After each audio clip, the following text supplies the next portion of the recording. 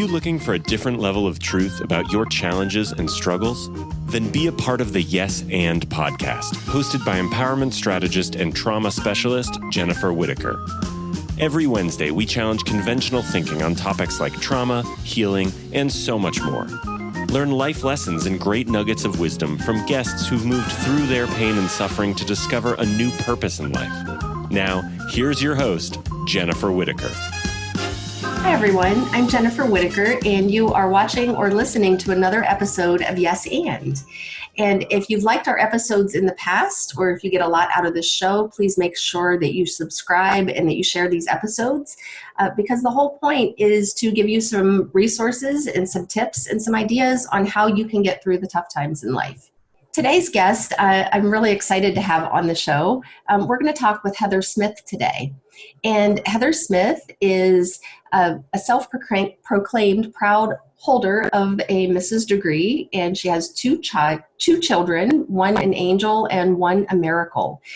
And what I love about today's interview and talking with Heather, or today's conversation rather, in talking with Heather, is that so many of my guests that I've had on the show in the past have, been promoting their programs, promoting their books, and it's sometimes harder to connect in our everyday lives with somebody who is more of a public figure. And Heather is just like you, just like me, an average everyday person.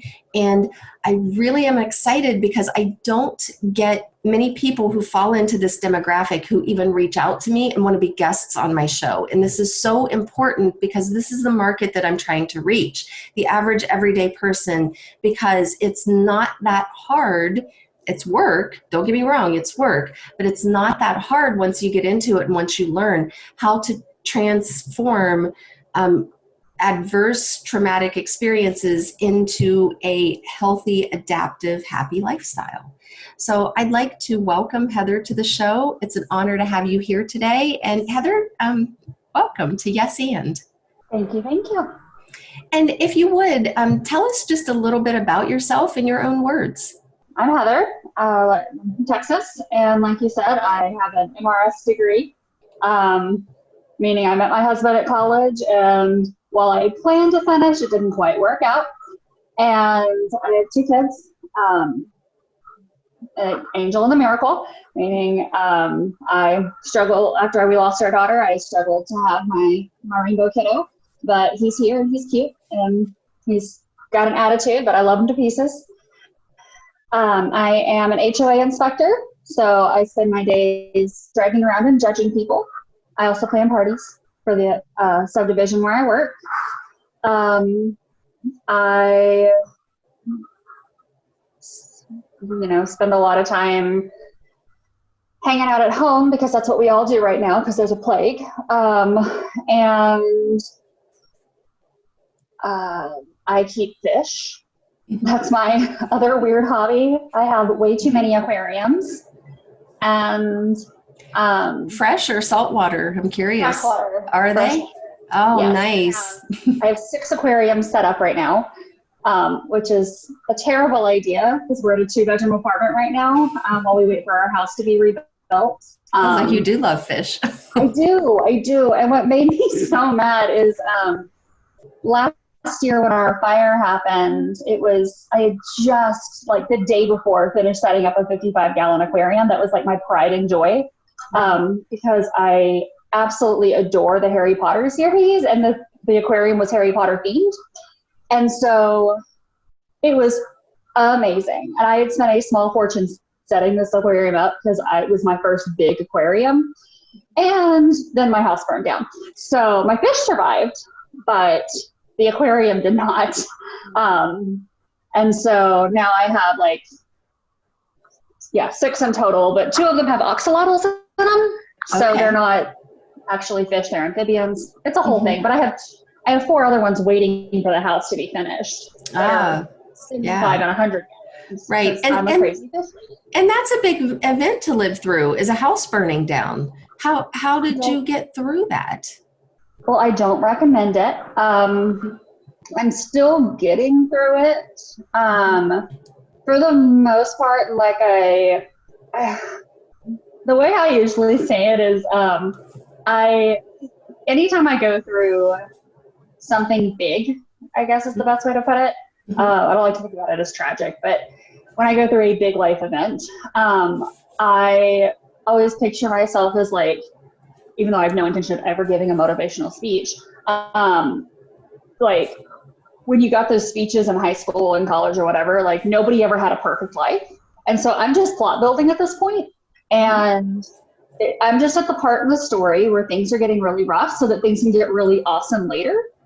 And that way later when I tell whoever my story, I'm at the part that they can relate to so that they can relate to the good part later.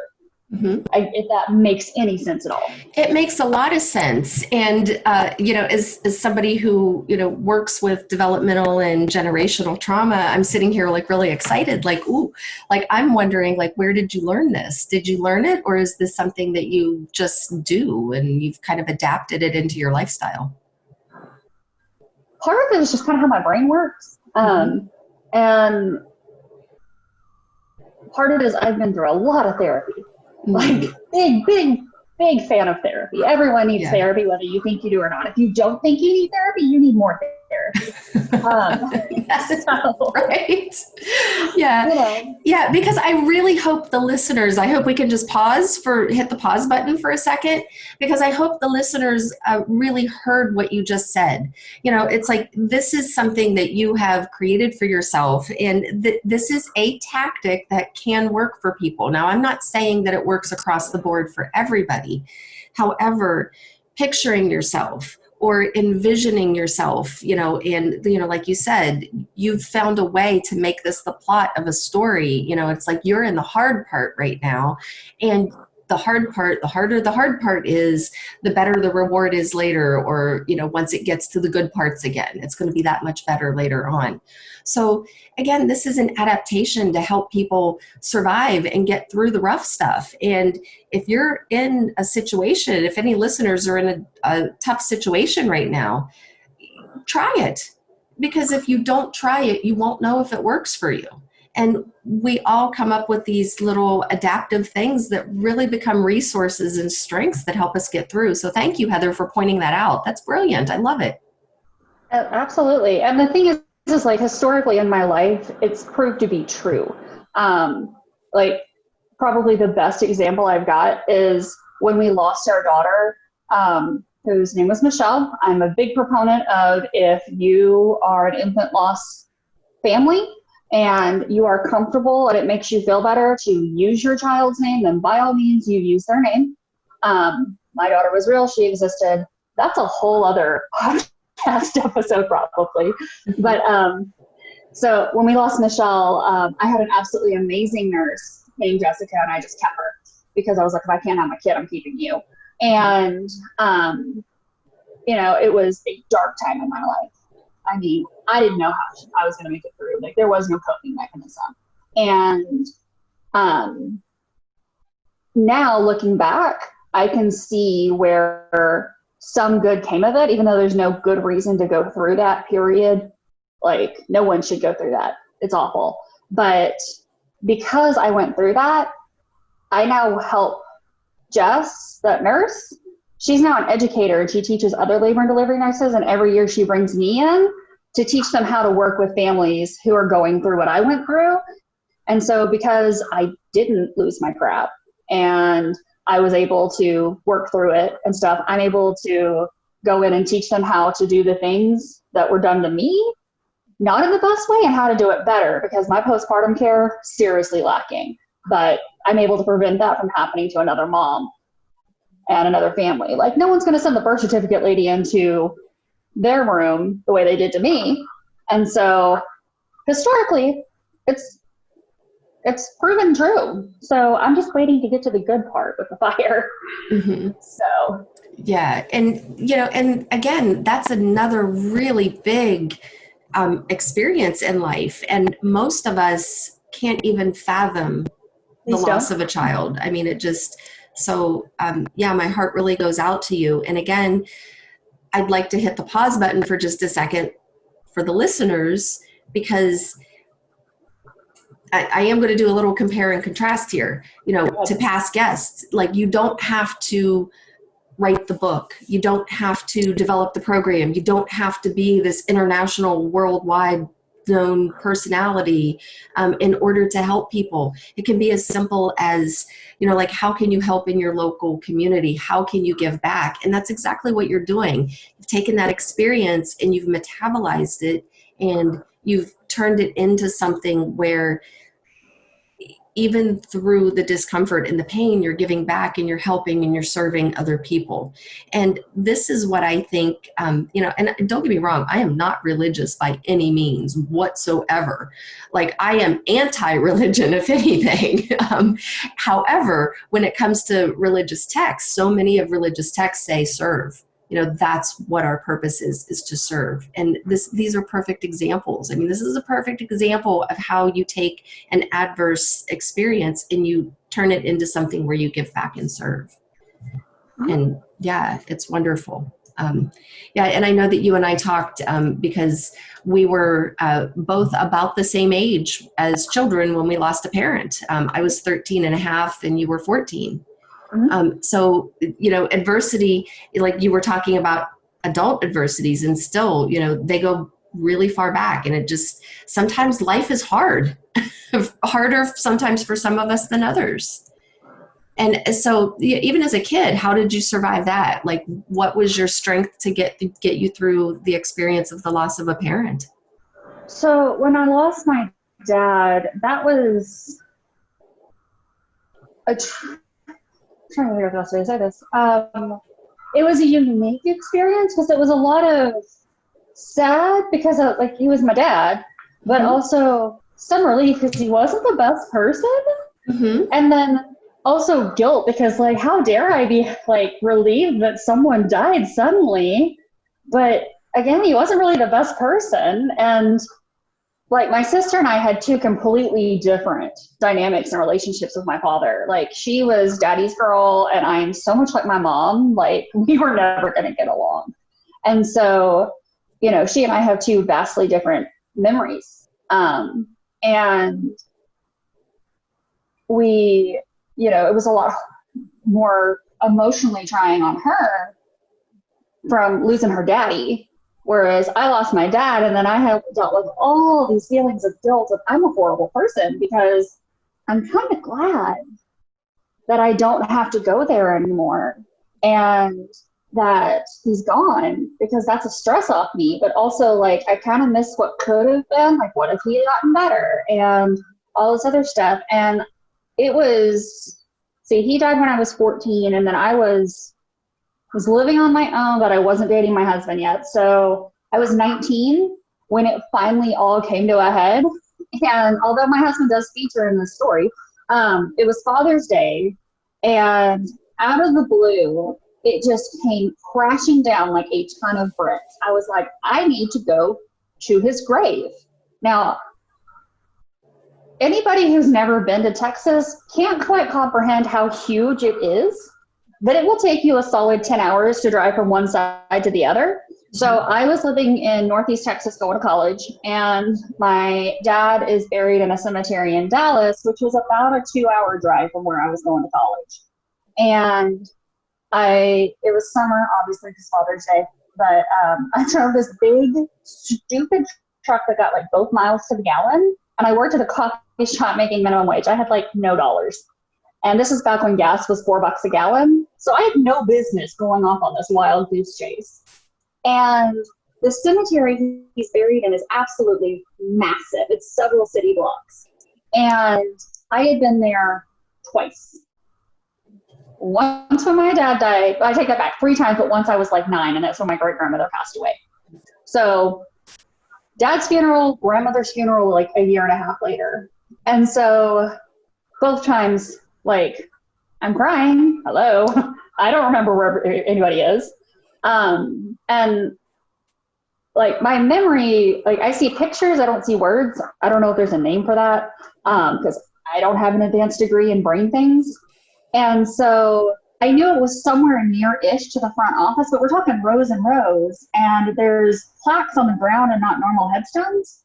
And so I drove around that cemetery for probably an hour, and this is back in the days of MapQuest, so I had already gotten lost in Dallas twice trying to find the place, because it spans, like, it's on both sides of a street. Okay. And finally, I go in and I'm like, I need to know where this is, to the people in the office, and they're like, we don't have anyone by that name here. And I'm like freaking out, like conspiracy theories are running through my head, like, is dad really dead? Because they did a closed casket funeral because it was several days before they found him, which is a whole other ball of. I can so relate to that. Right? Well, because like my parents were going through a very ugly custody battle, and dad wasn't the greatest at paying child support, and by that I mean he didn't bother. And we lived 3 hours away on a ranch in the middle of nowhere, and we're basically pawns and they're backing and forthing, and dad's only asking for visitation with me so he can see my sister, and it's the whole thing. And then he up and dies on us, and we never see the body for closure, and because it was like a week before they found him. And there's this rush funeral, and autopsy says heart attack, but I read a lot of true crime. I'm like, what if it's fake? And so all this stuff, and I'm like, just tell me where my great grandmother is and I'll find it. And so I find it. I'm sitting there. My mom called me at some point in time during all this, and I'm like bawling my eyes out, and I'm like, I'm the worst daughter ever. I can't find Dad's grave. And she's like, he's next to Mimi. Like, calm down. Why are you in Dallas? Like, what is happening? You have no business driving that truck to Dallas. And I'm like, well, I did, because this is the kind of crap I do when I'm upset. And so I am standing in this massive empty cemetery yelling at my dad's grave, saying words that 19-year-old me was blushing at. 19-year-old me had not quite developed the affinity for the word fuck yet. And I am yelling at my dad's grave, telling him how much he has screwed up my life by traumatizing me and then dying on me so that I could not tell him this to his face. And then start turning to my great grandmother's grave and apologizing for saying bad words in front of her, because I'm having like a mental breakdown. And I look over, and this white Honda pulls up, and I'm like, what in the world? And out gets my best friend, future husband. And I'm like, why are you here? Like, how did you know I was here? And he's like, your mom called me. Let's go get some ice cream. He's like, you feel better now? And I'm like, yeah, kind of. This sucks. Ice cream sounds like a great plan. So, sometimes you just need to scream at the world and then get some ice cream. Yes, exactly. And again, hit the pause button. I want to hit the pause button for just a second, because I hope the listeners are really listening to the story that you're telling, because, you're saying that you were having a mental breakdown. However, from working with trauma, how I interpret this is not a mental breakdown by any means. Your mind, that narrator part that verbalizes and narrates and judges and just like all the time. Yeah, that part of your mind probably told you were having a breakdown. What I'm seeing is this buildup of pent emotions that came out. And thank goodness it came out, and you let it come out in a safe and healthy way. Emotions are not rational. Emotions are not reasonable. Emotions are not verbal often. We put words to them because a lot of times we'll let our emotions control our words and actions, which is how we get into, dysfunction in our lives. But it sounds like, you went to this place and you let yourself just have those emotions. And sometimes that's what we need to do. Sometimes the emotions have to come out in that burst, and you didn't hit anybody. You didn't hurt anybody. You didn't destroy any property. That's what matters, is that you got it out. And then your friends came, and you're, the man who became your husband later. So there you had some, resources, you had some support. I mean, this is how you get through the tough stuff in a healthy way. And it doesn't feel healthy when you're in it. And at the same time, what would have happened had you not done that? What would have happened had you not followed that gut feeling like, yeah, I don't know why I'm doing this, but I got to drive to Dallas and go to this cemetery today. So sometimes the thing we need to do to heal is the most irrational thing to our thinking narrator mind, but it's the most logical thing we can do to our subconscious, to those nonverbal parts of ourselves. And so I really want to point this out to the listeners because these are brilliant and healthy adaptive mechanisms. And what matters is that you're not hurting anybody in the process. And so many people, and I've been guilty of this in the past, where my emotions come up and my words really hurt other people. And I think we've all been there too. So I've been both in the harmful words and the kind words. And, it's through the experience that we realize where we want to stay. Mm-hmm. So thank you so much for sharing. And thanks for letting me hit the pause button because, again, these are really healthy mechanisms. And I know you and I talked about, I can relate to having that experience of this whole myriad of feelings around my mother's death. My mother was the type of person, it sounds like she was different from your father. And at the same time, she was the type of person who the side of her that she would show to the world wasn't always the side of her that she showed to her family. And my mother died from cancer, and she used to tell me that I was the reason she had cancer because I was such a bad kid. And when people would come to visit her when she was sick, she would point at me and say, look at her, look how she's acting. She's going to be the death of me. And then on cue, she died. So I've carried around a lot of mixed feelings because I loved my mother and she blamed me for her death. And because of that, I've hated my mother. And I saw the dysfunction in the house of living with somebody who was passive aggressive. And I've also experienced that gratitude of that guilty gratitude, because there is guilt attached to it, of thank goodness I haven't had that following me my whole entire life. And again, I think that's important to talk about because I think that's a dirty little secret that many of us have. And I'm curious how you have dealt with that gratitude and guilt and that intermingling of the thank goodness, but oh my God, I'm a terrible daughter. And how have you dealt with that? Yeah, I've recently been dealing with that again. My son is at that age, he's 5 now, and he's at that age where he's formulating the familial units in his head. And he's very well spoken for such a tiny person. And so he's always known about his sister. I don't question how he knows about his sister. I just accept that it's a thing. Mm-hmm. And, that's my life now. And which is great because I don't believe in ghosts, but I have one. And so he understands that my husband's parents are Cece and Pops, and he understands that my mom is Gigi, but then he doesn't understand why I don't have a dad. And so, because my husband, while he's adopted, comes from the most amazing family. They are the quintessential, his mom's a teacher, his dad works in sales. They are happy. They are in love. They work together. They communicate. I've never heard them yell at each other. They'll raise their voice, they'll get stern, but they don't scream and they don't insult. And I'm y'all are healthy. I don't understand. This is so functional. Right? Right? I know. It's looking at somebody, it's this is like a zoo I'm visiting. Where did you come from? What cryptid are you? Normal. Right? They're so dang happy. I'm goals. And right. I'm I don't understand it. And they do this really weird thing where they pay attention to what their kids enjoy, and even if they don't understand it, they go out of their way to get them things as gifts. For instance, I love Doctor Who.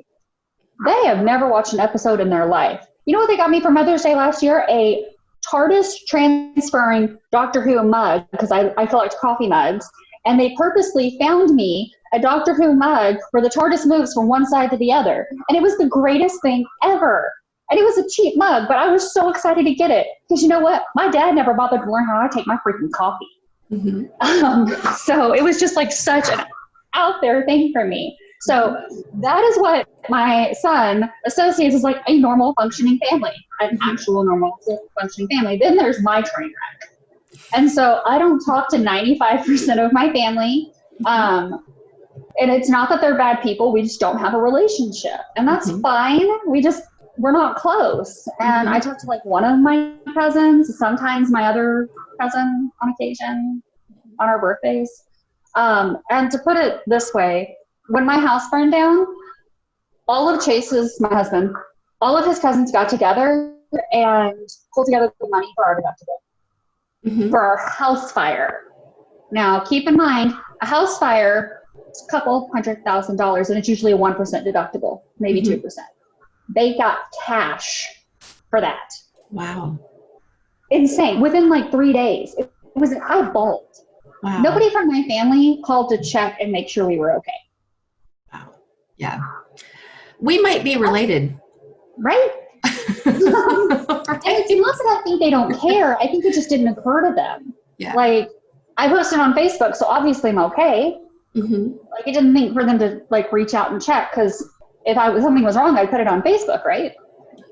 Except no, I'm not going to put that I am struggling right now on social media. Like, that's not what people come to Facebook to see. They come to see pictures of my cute kid. And so back to your original question. So dealing with the whole, like, how I feel about like being relieved my dad's not in my life now, the concept just of him having access to my precious, sassy, obnoxious little munchkin makes me sick at my stomach. Because as an adult now, I can realize he was never going to change. And as someone who spends like 90% of her time listening to psych podcasts and true crime and all that, it was a matter of time before he did something stupid. Like, he was a ticking time bomb.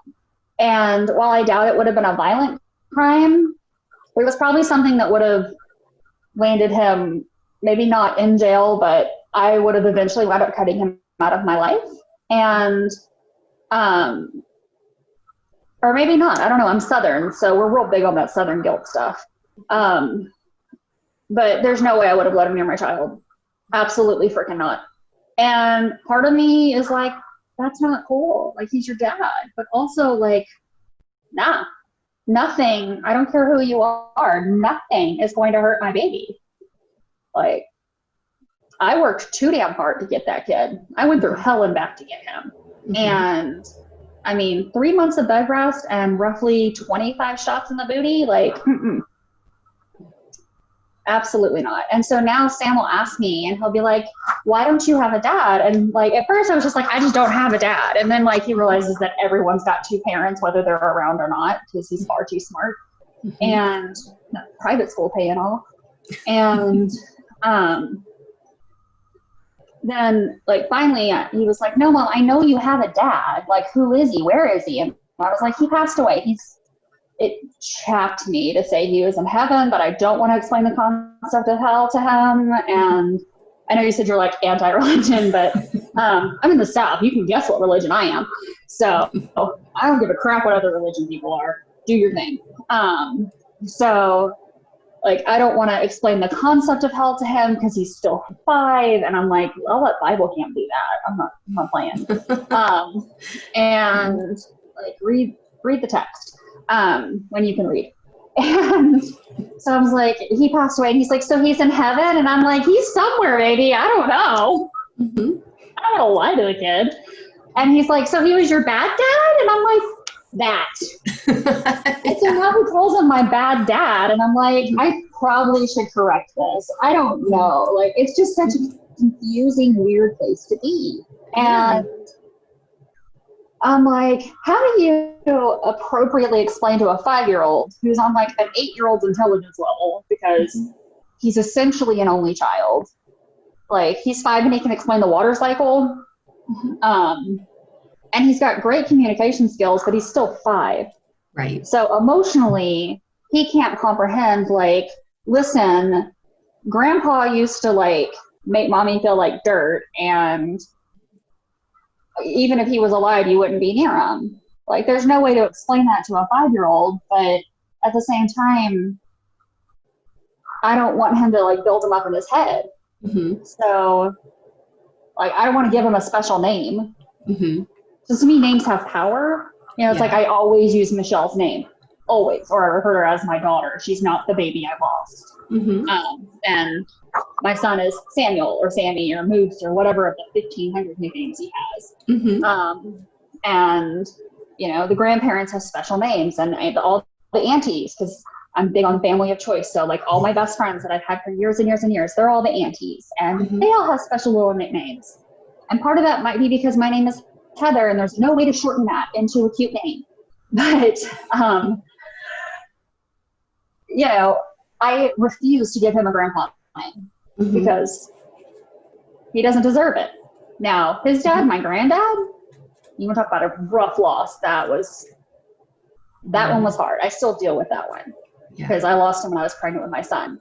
But, and he was my sweetie pie. Like, for as bad as my relationship was with my dad, me and my granddad were thick as thieves. And now that I found out that they weren't biologically related, it makes a lot more sense. They found out all sorts of neat stuff when going through that estate. Yeah. Yeah. And, you know, and it's amazing too, you know, again, just hearing your story, how many little resources that you've pulled out for yourself, and actually having your grandfather like being a resource for you in life. Yeah. Yeah. And so that's wonderful to be able to, you know, just remember back to the good times, and because those resources are how we stay healthy emotionally, by remembering and tapping into our resources. And a lot of times when people have experienced adversity, especially multiple adversities in their life, they disconnect from their own resources, and they disconnect from those things that really feel good inside themselves. And you haven't. And that's coming through in every story that you tell, that you haven't completely disconnected with those things that feel really good.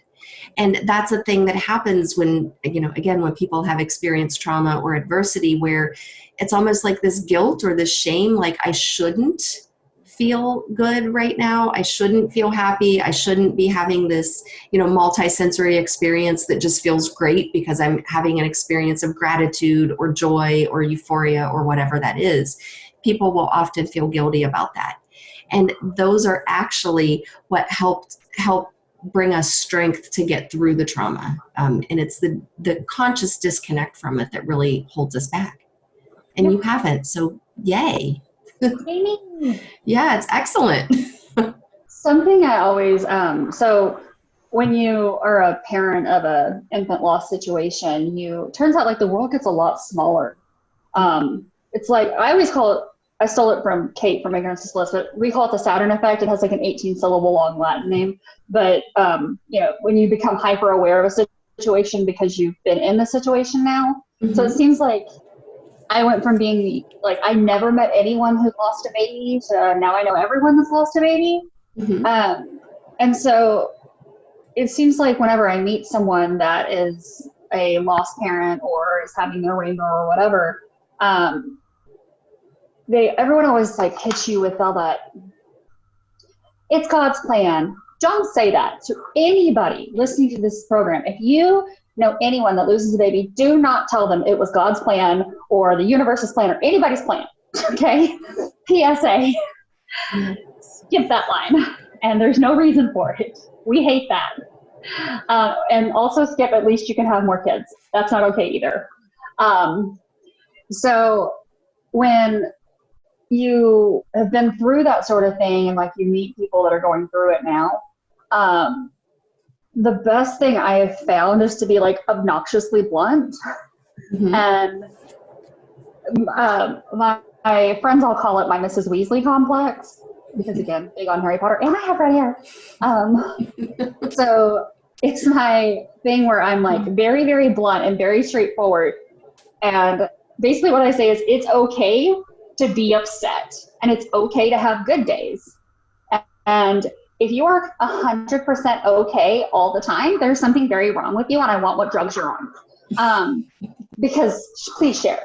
And nobody never has bad days, and nobody always is happy. And if you're having bad days all the time, that's no way to live. Mm-hmm. Because what the hell is the point of existing if you're just going to be sad all the time? Right.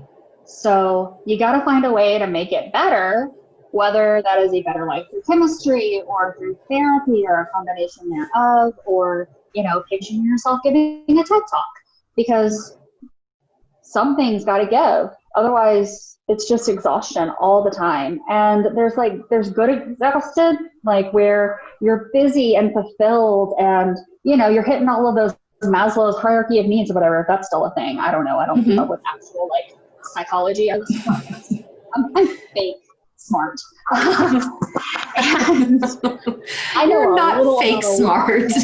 There are so many different types of intelligence. You're not fake smart.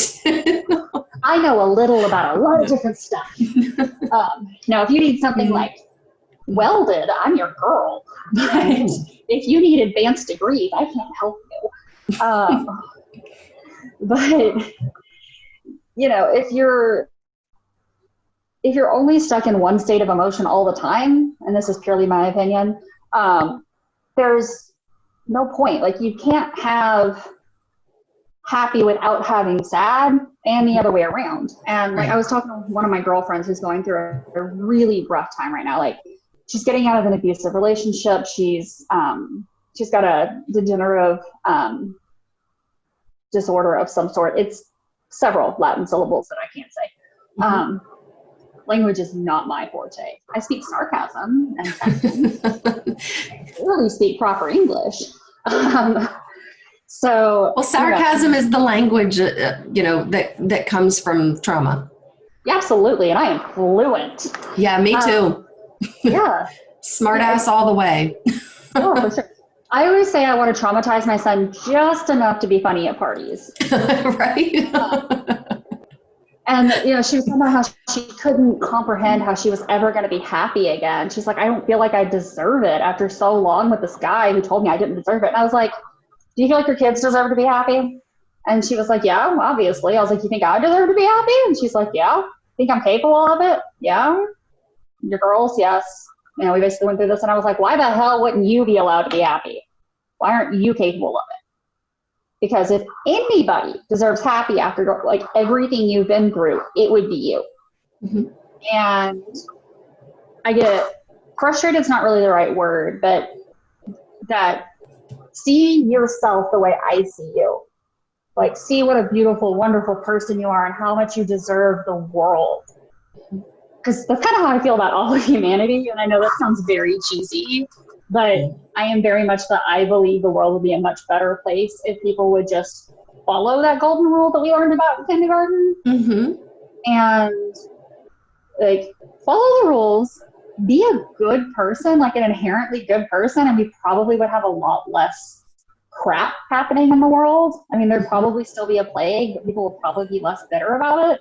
Yeah. And wear the damn mask. But I don't know. There was a point to that rant.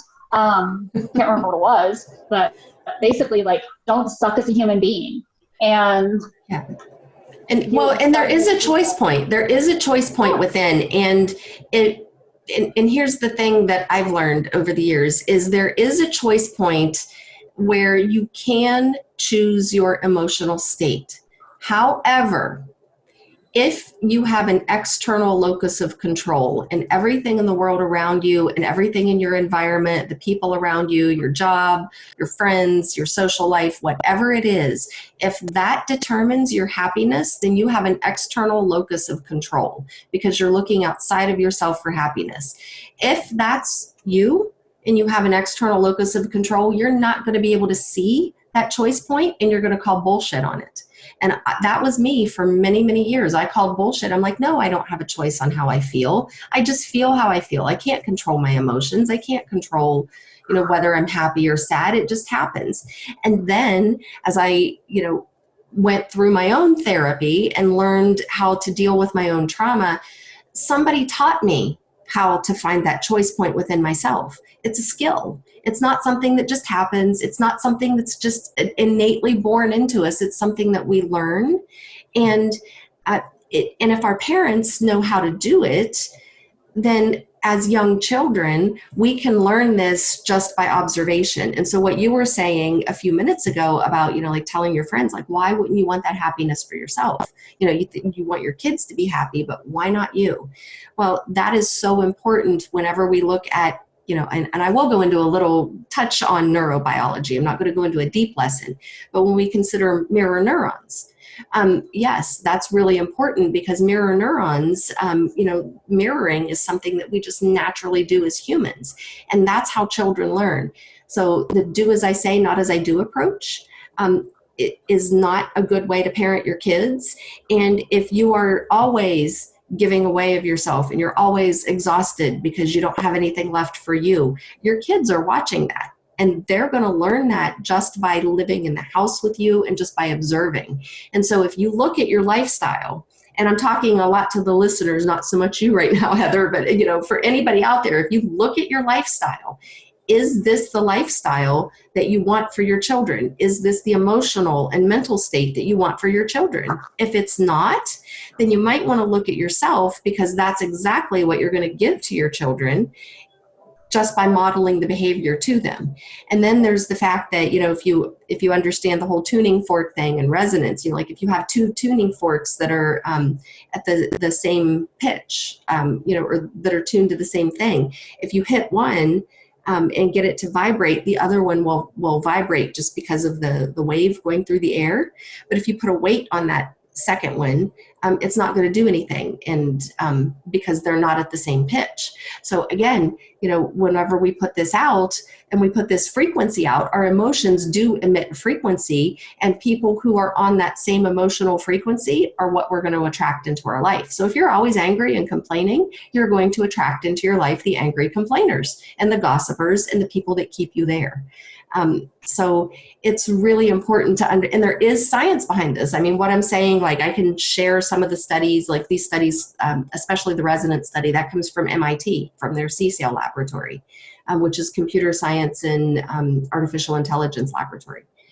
So there is actual science behind what I'm saying. It's not just woo-woo bullshit. So, and what you're saying are, I'm like able to apply the science to what you're saying. And I just want to point that out to the listeners, because what you're saying are practical real life applications on how to work with this stuff. And you might not even realize that you're doing it in your life. And that's why I'm pointing it out, because it can be so helpful. Some of these things that we do, and people will oftentimes try to come in and tell us that we're wrong, or we need to do it the way they think we should do it. If it's working for you and if you're finding a resource, heck with all the naysayers. Like, be like Red Foreman, put your foot in their ass and get them out the door. So yes. So thank you for sharing your stories, Heather, because they really are. I mean, there are some really brilliant self-survival and healthy adaptive mechanisms that you're sharing in your stories. Yeah. Happy to do it. I will say one other thing. You mentioned that about support systems. Mm-hmm.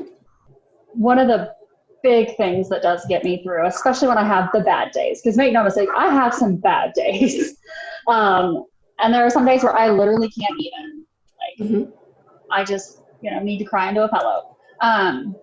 Okay, I don't cry so much as I hyperventilate, but panic attacks are still a thing. I have probably the absolute, hands down, most amazing best friends on the planet, and I'm very lucky that I have a lot of them. And so we call ourselves like the awesome nerds, because we're apparently still in high school and we name our friend groups. But and I have several sets of friend groups, and they don't necessarily intermingle all that often, but I have several safe spaces where I can talk about different things. And so, like, my nerds, we are able to talk about literally everything. Like, we name our kids after each other, kind of thing. Mm-hmm. at least 4 of us have kids named after us. And, there's several angel moms in this group. It wasn't by design. We just all happened to find each other. And some of us have been friends since high school. Some of us met in college. Some of us are cousins with other members. Some of us work together. It all just we belong together. We're a family. And then I've got online friends, my pocket friends, and I've got my work family and all that. And while they all kind of peripherally know each other, they don't all hang out together.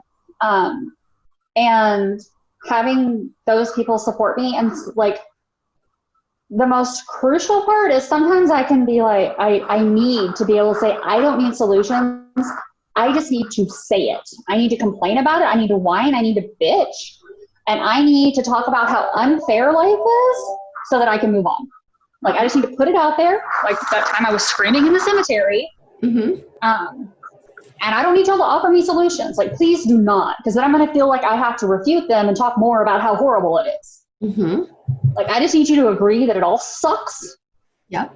Tell me to drink a glass of wine and go on with my day. Yes. And again, I want to hit the pause button for just a moment, because what you said in there is absolutely brilliant.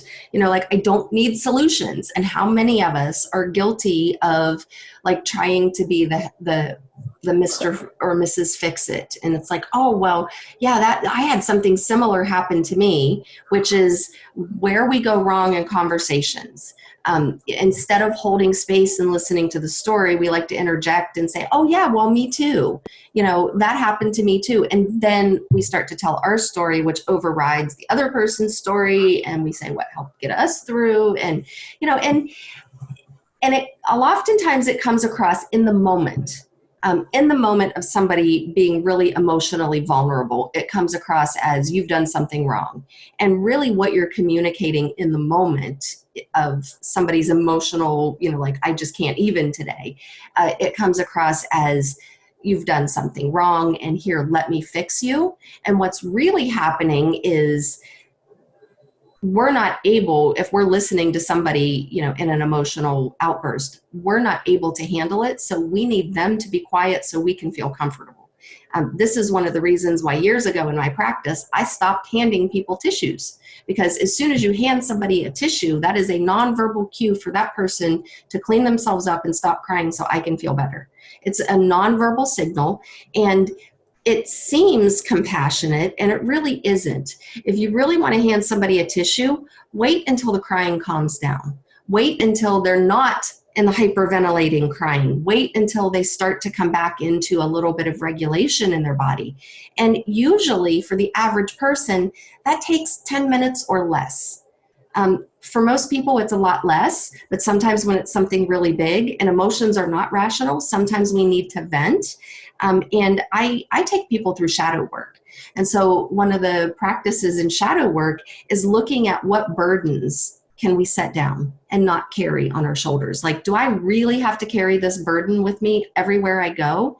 And by letting yourself emote and rant or get that out, that's how you're setting your burdens on the side. Now, what's important, and I'm curious, Heather, once you do that, once you do the ranting at your friends and you just get it out, do you continue later down the road and go back and revisit the same things over and over again and go through the same rants over and over, or are you just done with it?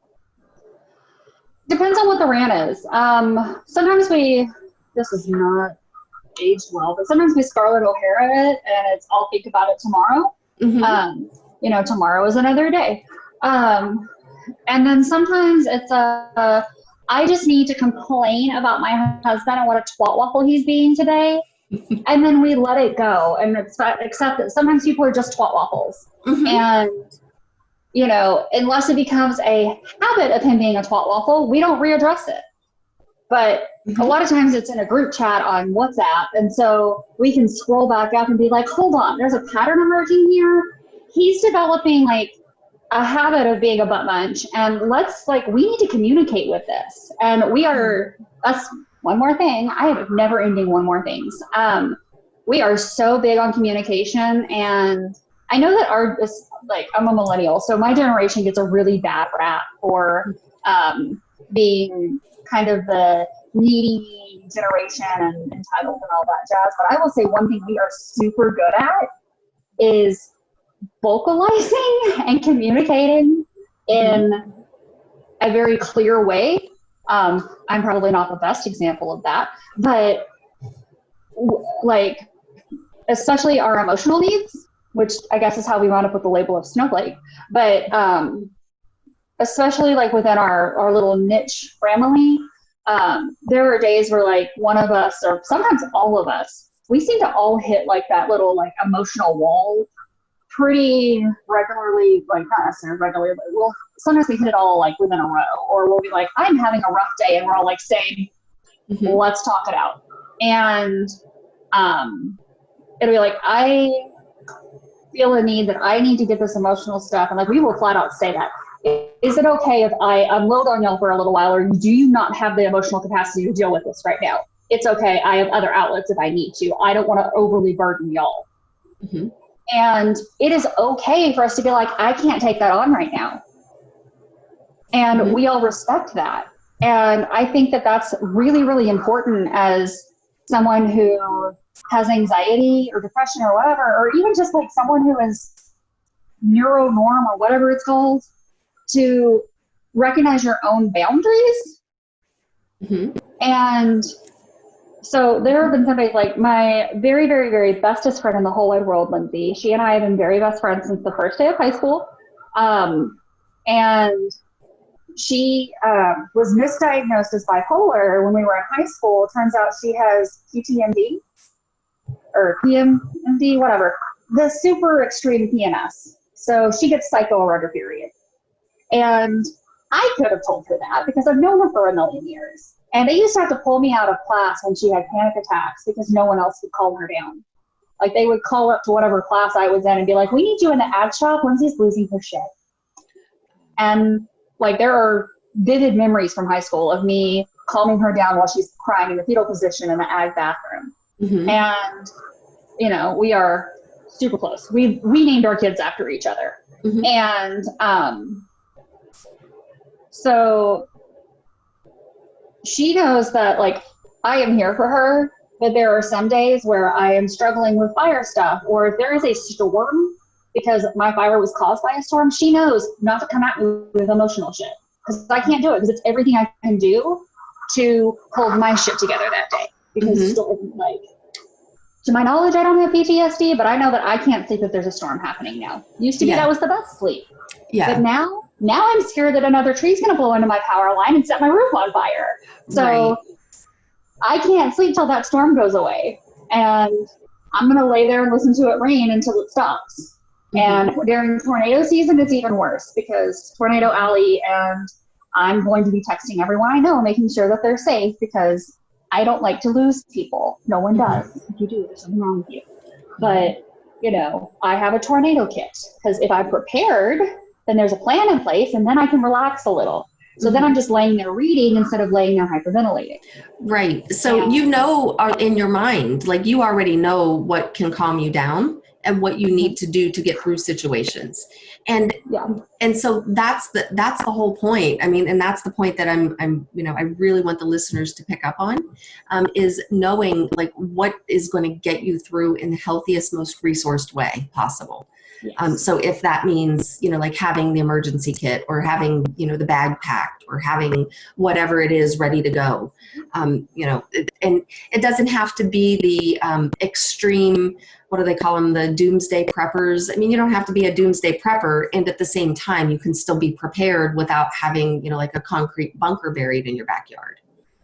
I mean, depending on what part of Tornado Alley you're in. Right. Well, that's true too. We don't have basements. Basements, cellars, you know, and at the same time, that's a little bit different than having the bunker. Well, it's like when I say emergency kit, I literally mean like, you know, I had a fear of fires as a kid. Irony, right? Like it's not lost on me. And so it's been ever since the, you know, it's like elementary school. They would bring you in for, like, they would bring in firefighters and the whole shtick, like full gear, so that way you could not be afraid of the firefighters if they ever had to come save you. Something about that freaked me out. Like, I think it was the Darth Vader breathing in the mask. I don't know. And so I always made my sister let me sleep by the window, which looking back was horrible. My sister would have burned. But we were home when the fire happened. And because I had spent so many nights as a child thinking, what would I say? When my neighbor beat on my door and said, the house is on fire, y'all need to get out, the very first thing I did was shove my son out the door, because that's the most precious thing. And then I grabbed my teddy bear I'd had my entire life and my daughter's memory box, and those are the things I took. I didn't save my purse. My husband grabbed that because he's smarter than me. But I saved the two things in that house that could absolutely not be replaced. Because Paul Bear is a 30-year-old teddy bear, and my daughter's box, that's literally everything I had of her. Every last piece of her stuff. It's all a little wicker basket. And I think I grabbed my jewelry box because it had my original wedding bands in it. But everything else, I didn't get a shit. I didn't grab my son's toy. Sorry, Chuck, you're on your own. Chuck survived. But those were the things I cared about. Like, and so tornado season comes, that box goes straight into the closet that is the most interior in my house. And so, and you know, Papa's on my bed, so I know where I can grab him. But it's like, and those little things give me a peace of mind. And now that I've actually had to do that emergency evac, like I know it works. So I'm able to give myself that piece of comfort. Like, you know, this is an effective plan. Yep. Yeah. And that's really important, is to know yourself and be prepared enough to know yourself. And again, it sounds like you do a lot of envisioning and mental rehearsing. And that can be a strength for some people. And it depends on how you do it. You know, because some people, that mental rehearsing is what drags them down the rabbit hole into even more suffering. And sometimes that mental rehearsing is what pulls us out of the rabbit hole and becomes our resource, and it becomes our strength. It's how you do it and how you use it within yourself that matters. And so, yeah, I really think, and, you know, we're kind of close to being out of time here. I really think this is such a valuable conversation, because this is truly one of the first conversations I've had on my show where it's brought it down to, you know, like not promoting a book, not promoting a program, not, you know, not working with somebody who's a specialist or an expert in the field, because like I had started to be a little concerned on my end about, is this show even relatable to the average person? You know, because sometimes I get feedback, sometimes I don't. And by the way, listeners, I love when I get feedback. So please feel free to reach out to me. If you have any questions, comment at the bottom of the episode, you know, because there is a place where you can put comments on the show. I do love the comments. And whenever I don't get a lot of interaction, you know, it's like, then the mind starts to go to, am I reaching anybody? Does it matter? Do people care? And again, this to me is such an important episode. So thank you, Heather, for coming on and for sharing your story. And I'm curious, are you open if anybody has questions for you? Are you open to connecting? And where's the best place where people can connect with you if they're interested? I am open. Feel free. Message me. Probably the easiest place is Facebook. Okay. And is it okay if I put a link up to your Facebook page? Yeah. That's so people could, you know, reach out or message you or. Yeah. Okay. Messenger. I don't promise to add you as my friend, but you can send me a message. Yeah. Okay. So.